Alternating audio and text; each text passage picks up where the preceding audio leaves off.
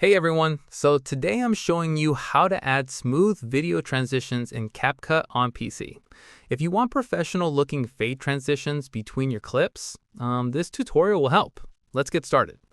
Alright, first thing, open CapCut on your PC and load your project. Make sure all your video clips are on the timeline. Now for each video clip, we need to add opacity keyframes. Click on the first video clip on the timeline to select it. Then, tap on the first frame of the first clip. On the right panel, find Video and tap on the Blend option and look for Opacity. Tap on the Keyframe option on the Opacity slider. Okay, at the very end of this clip, drag the playhead to the last frame. Set the opacity to about 85% instead of 100%. Another keyframe will automatically be added. This makes the clip fade out at the end. Here's the thing. Do this for every single video clip on your timeline.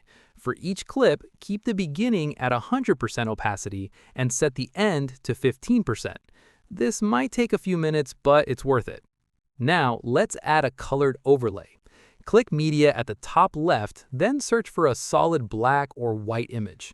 Drag it onto a layer above your first video clip.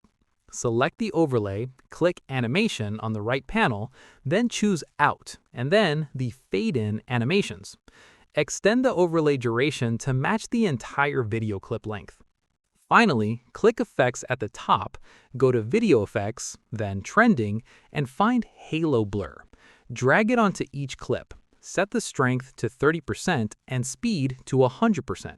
Copy this overlay and paste it above every video clip on your timeline. Just press Ctrl-C and Ctrl-V. And that's it. You now have smooth cinematic transitions between all your clips.